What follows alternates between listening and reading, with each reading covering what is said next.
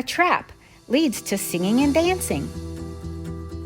God's children came out of Egypt boldly. With God by their side, they felt strong and like they could handle anything.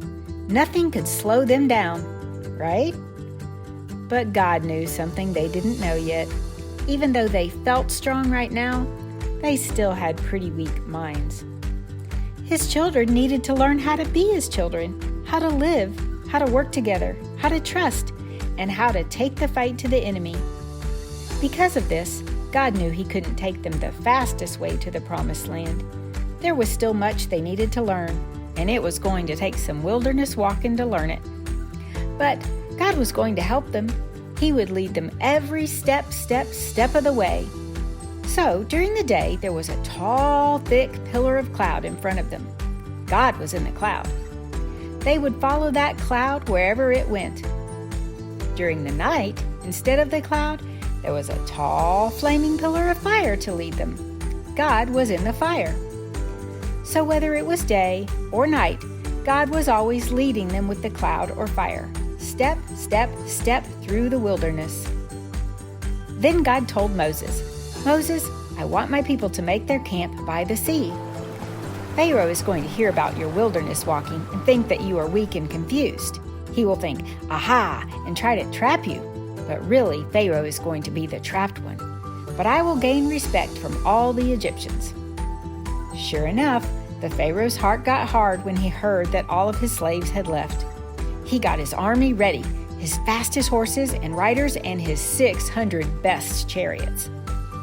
Meanwhile, the children of Israel were camped happily by the sea, right where God had put them. When suddenly, they looked up and saw thousands of Egyptian horses and their riders and all the chariots rushing towards them. They were terrified. They looked at the sea ahead of them. There was nowhere to run forward. They looked at the Egyptians coming behind them. There was nowhere to run back. It was a trap.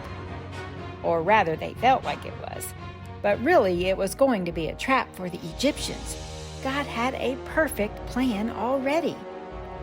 With one look at those chariots, all the people's feelings of being strong and powerful melted away. But instead of choosing to be courageous and trusting anyway, they started whining and crying, panicking and pouting. Why did you bring us out of slavery in Egypt just so we could die out here? They cried to Moses. We told you to leave us alone in Egypt, but you wouldn't. We wish we'd stayed there as slaves. What? They were saying they would rather be slaves than to have to trust God. That's crazy. It was like they had totally forgotten about how strong God was. They had already forgotten that God had just rescued them with 10 incredibly credible whammies. Not to mention, right in front of them was God's tall cloud leading them every step. What's not to trust, huh? They need to get some heaven-seeing eyes pretty quickly, don't they? Moses tried to help and give them courage. He told them, "Don't be afraid. Stand steady. Today, God will save you. Take a good look at all those enemy horses and riders and chariots you see rushing toward you, because after today, you will never see them again. The Lord will fight for you. You can be still.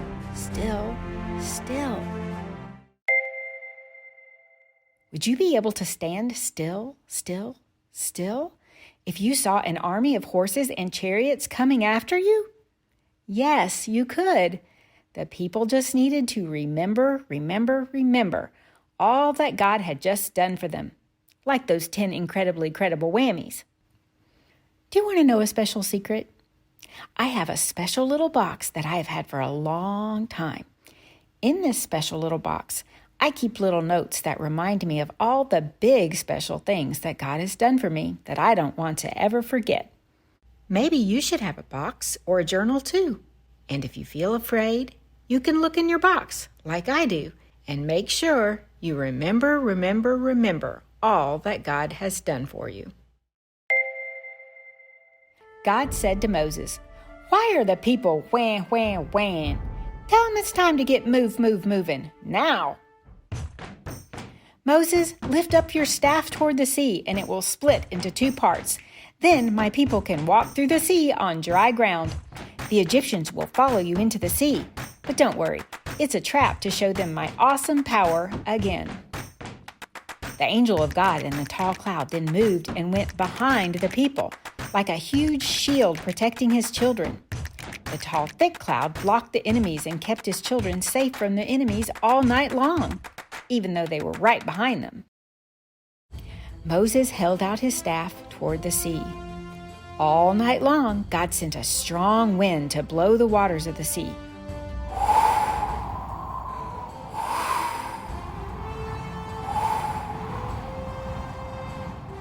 All night long, the sea was splitting apart. In the morning, there, between two giant walls of water on either side, was a wide path of dry dirt to walk on. Not cold water, not mud, but dry dirt, where a big sea had been before. God's children weren't trapped anymore. Somebody else was about to be. So the people went step on dry ground through the middle of the sea. Those horses and riders and chariots rushed after them, but those horses and riders and chariots rushed right into God's trap. God made the horses and riders and chariots panic. He messed up the wheels of the chariots and made all the riders afraid. They couldn't drive anymore, and the Egyptians yelled, "Yikes! Run away! Run away! The Lord is fighting for his people against us." During the confusion, all of God's children made it through safely to the other side of the sea. "Now," God told Moses, "hold out your staff toward the sea again so the water flows back to how it was before. Now!" Crash! The walls of water fell down. The sea went back to being like a normal sea, and all the horses and riders and chariots were washed away by the rushing water. Not even one made it out. Do you think God's children then saw how wrong they were to not trust God? Yes, their wah turned into wahoo, wahoo, wahoo. Their God was big stuff, their hero. Moses and all the people started singing and dancing about what God had done. And Miriam, Moses' sister, picked up her tambourine and danced while she sang. "I will sing to the Lord, for he has triumphed gloriously. The horse and the rider he's thrown into the sea." All that singing and dancing sure made God smile.